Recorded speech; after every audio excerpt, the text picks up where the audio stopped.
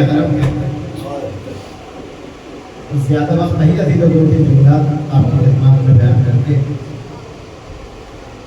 یہ لوٹا ہوا معاملہ کربلا سے کوفہ اور کوفے سے شام جا رہا ہے، اور یہ وہ ایام ہے جہاں روایت بیان کرتی ہے کہ دمشق میں تو 3 دن پہلے ہی اہل حرم کو پہنچا دیا گیا، لیکن ابھی داخلہ نہیں ہوا، 3 دن تک اہل حرم کو بازار میں روکا گیا اس وجہ سے کہ دربار کو سجانا باقی تھا، دربار کو سجایا جا رہا ہے، 3 دن کے لیے دربار کے باہر انتظار کرنا۔ اچھا اب سجایا گیا ہے، دربار کو سجایا جا رہا ہے، دربار کو تو 3 دن مسلسل صرف ایک مقام پر اہل حرم کو ٹھہرایا نہیں گیا، بلکہ 3 دن ہیں، ظالموں کو اس قدر رحم بھی نہیں آیا آل محمد کہ 3 دن ہیں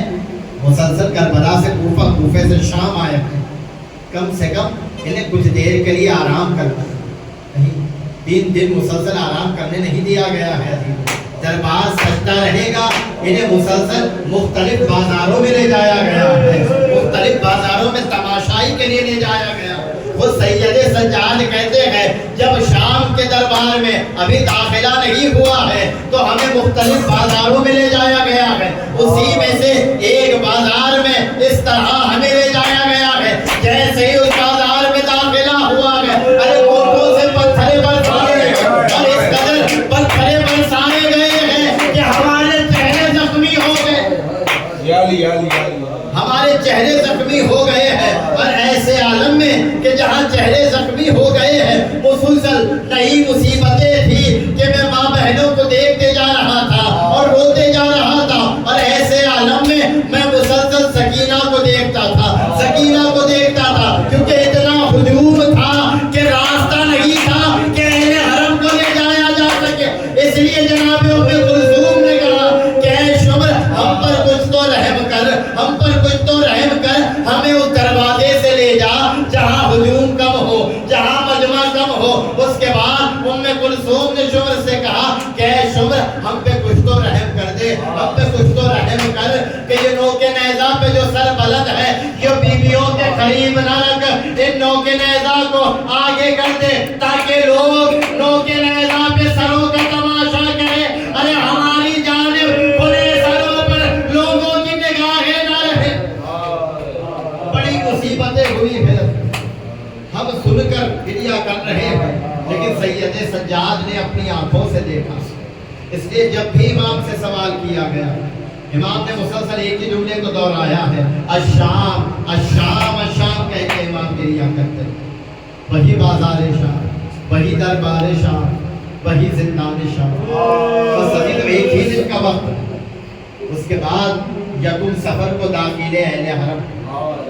یہ وہ منزل ہے جہاں سید سجاد پر بڑی قیامت ہے عزیزو، کیوں؟ اس وجہ سے کہ وہ بیویاں جو نبی کے روضے پر جانے کے لیے بھی مغرب کا انتظار کرتے تھے، لیکن انہی بیویوں کو یزید کے دربار میں لے جایا جا رہا ہے، اور کس طرح سجایا گیا، ارے 700 کرسی نشین بیٹھے ہوئے ہیں، علی کی بیٹی بے مکھنا چادر ارے دربار میں لائی جا رہی۔ سید سجاد کو بڑا دکھ رہا ہے عزیزو، بڑا دکھ رہا ہے، اسی منظر کو امام یاد کرتے رہے ہیں، مصیبتیں دربار شام میں ختم نہیں ہوئی ہے، بلکہ زندان کی مصیبتیں ابھی سید سجاد کا انتظار کر رہی تھی، وہ اندھیرا قید خانہ، ارے جہاں سید سجاد تمام بیویوں کا خیال رکھتے تھے، اور ایسے عالم میں سکینہ بار بار سوال کرتی تھی کہ بھیا ہم وطن کب جائیں گے، بھیا ہم وطن کب جائیں گے۔ عزیزو شام کا اندھیرا قید خانہ جہاں سکینہ مسلسل اپنے بابا کو یاد کر کے روتی رہی، اور ایک وقت ایسا آ گیا کہ سکینہ کی آخری رات اب جو بیان کرنے شروع کیے، سید سجاد آگے بڑھے، ارے انا للہ و انا الیہ راجعون، پھوپھی اماں سکینہ ہمیں تنہا چھوڑ کر چلے گئی۔ عزیزو اندھیرا قید خانہ ہے،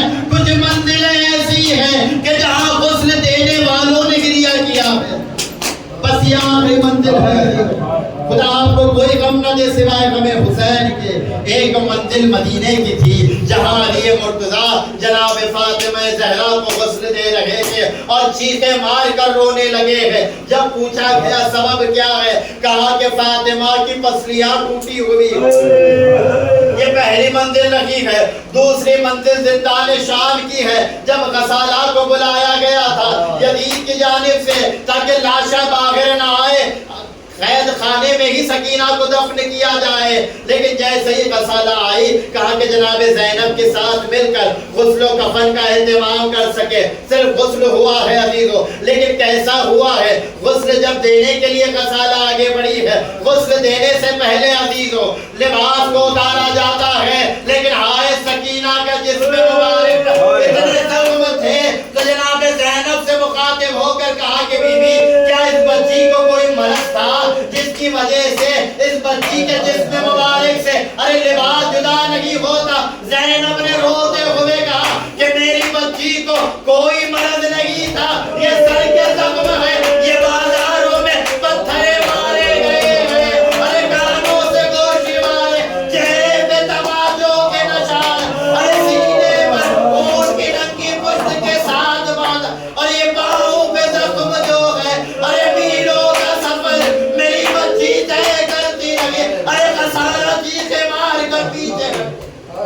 یہ دوسری منزل رہی ہے عزیزو. بس آخری منزل جو مدینے کی منزل ہے جہاں محمد باقر غسل دے رہے تھے. اب جب غسل دینے کے درمیان امام چیخیں مار کر رونے لگے ہیں, اب جو غسل دے کر باہر آئے چاہنے والوں نے کہا کہ مولا آپ کی عظیم مصیبت ہے, آپ ہمراہ کربلا میں ساتھ تھے, لیکن یہ رونے کا سبب کیا ہے؟ اب محمد باقر نے کہا کہ بابا کو کربلا کا واقعہ ہوئے کم سے کم 35 سال ہو گئے. ارے 35 سال گزرنے کے باوجود بھی آئے میرے بابا کے گلے کا توق جو پہنایا گیا تھا آج بھی گردن کا زخم اس قدر تازہ ہے, ارے غسل دینے کے بعد بھی لہو جاری ہوتا.